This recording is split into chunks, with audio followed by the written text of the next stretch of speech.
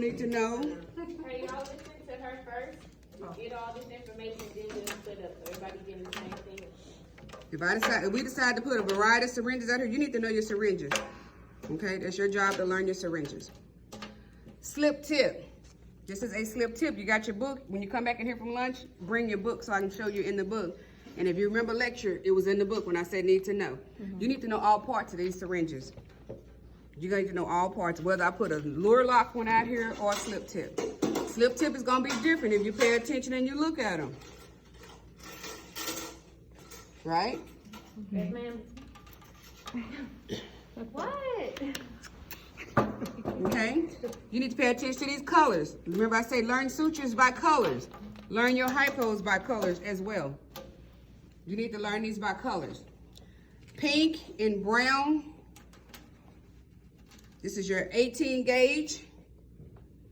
This is your 18 gauge. This is your 19 gauge.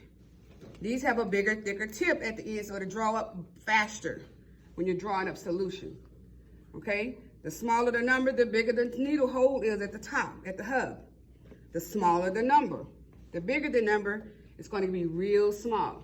So your standard you would always use in the operating room when y'all injecting local, when they injecting local, it's going to be a 25 gauge, 1.5. That's going to be this blue one.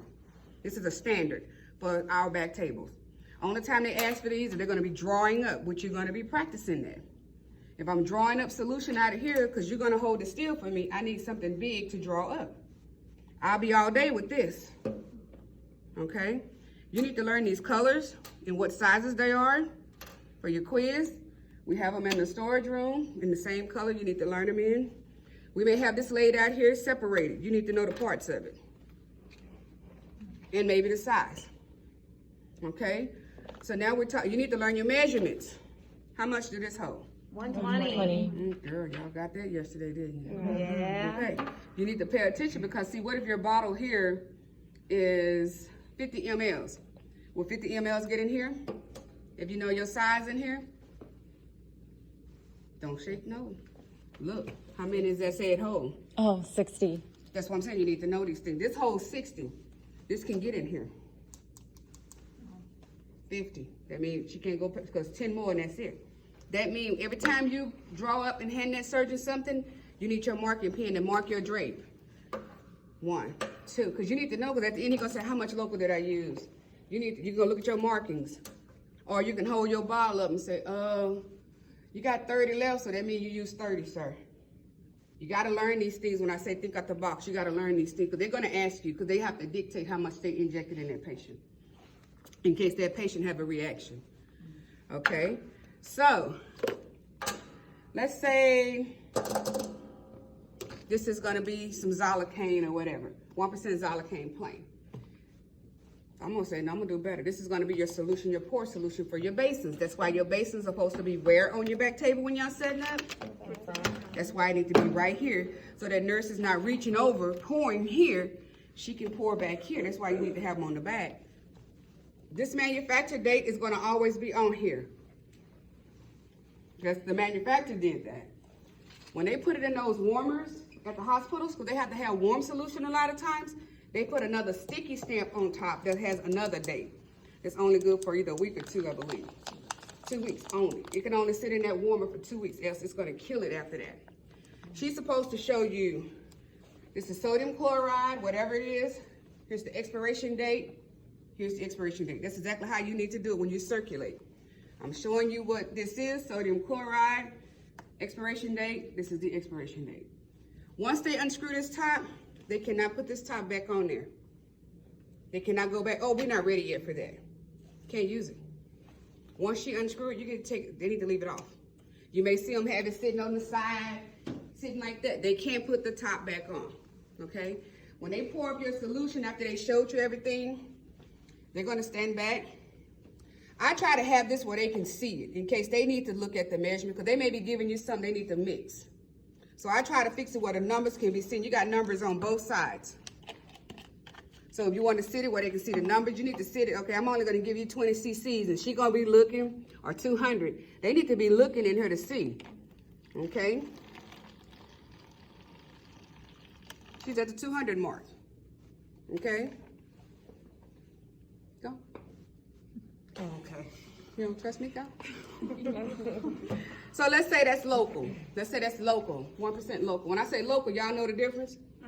You sure? So if we ask you that on the test, y'all know the difference in local? No, go ahead and say it. Xylocaine and local are things they numb you up with, guys. You've been to the dentist before. If you're not numbed up in the mouth, that's exactly what local is. It's to numb you up. So when they make these incisions laparoscopically, pretty much, the patient don't wake up in pain right here. They're gonna have pain regardless, because this stuff is gonna wear off. This is local. Just all it is some xylocaine, marcaine. You got different canes. Anything with a cane, cane, ribavicaine, all these are locals. That means they're gonna inject sites with them, or at the end, the patient may get surgery, or before. That way they can wake up with a little less pain at least. Now the big stuff is when they get the big hydrocodone, all that stuff later for pain, right?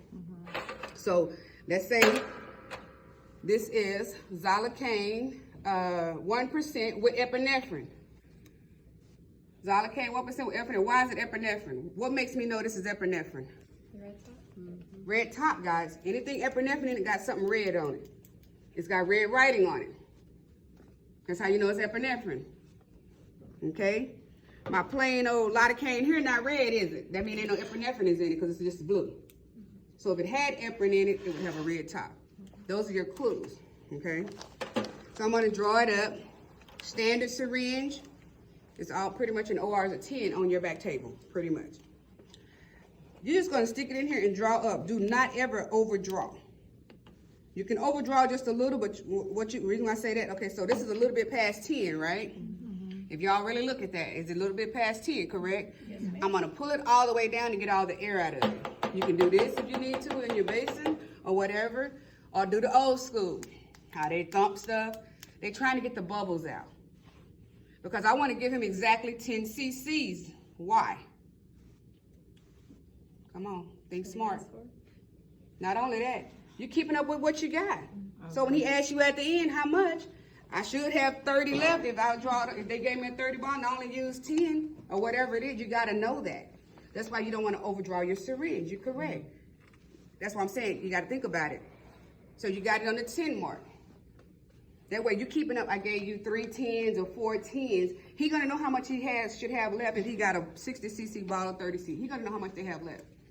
This is when you draw it up. Now you're gonna put your little hypo on it, lock, because it's a what? Lure. Come on, it's a lure lock, correct. It's a lure lock. So when I pass this to you, I'm passing it to you just like that. My fingers are out of the way from that needle, and that way he's ready to go. He or she, the surgeon, is ready to go. I can't do this. They ready to go. When they hand that back, thank you. You're on your mayo. I better not catch you doing this. I'm putting you out of here because you're going to hurt yourself. You go to the hospital and do it, they're going to put you out of the hospital too. They don't allow you to do that. You leave it on their mayo, you take it, you slip it on there best you can like that. Once it's on there, then I can lock it down. But do not try to recap. You know how many injuries happen recapping when you don't know what you're doing? I don't recap it. I've been doing it longer than y'all. Unscrew it. I'm going to draw again. Getting it ready again. Always have it ready at the beginning of the case and before if they give it to you on the field. So that way at the end, you know how much you got. Okay, that's ready. And then when they ask you how much I got left, you can quote what you have left. Okay?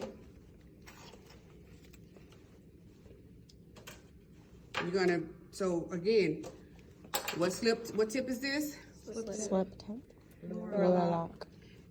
And then I want you to get your hypo and get your book and tell me the 3 parts to this. There's 3 parts to this in your book. You need to know them. When we come back from lunch, I'll go over them again with you, whatever else the other stuff is. You need to know this for your quiz. Yes, ma'am. I love them. I love them. Okay? What else did we do? We'll go over the instruments, correct. We'll go over that. I think they're over there. We'll go over the instruments that needs to be on the test. So all this is gonna be part of your test. What this part, not that over there. That's gonna be part of your next check off. All of this is part of your check off before as your pop quiz. This and the instruments under there. Okay? Any questions about today? Because it's too early to go to lunch right now.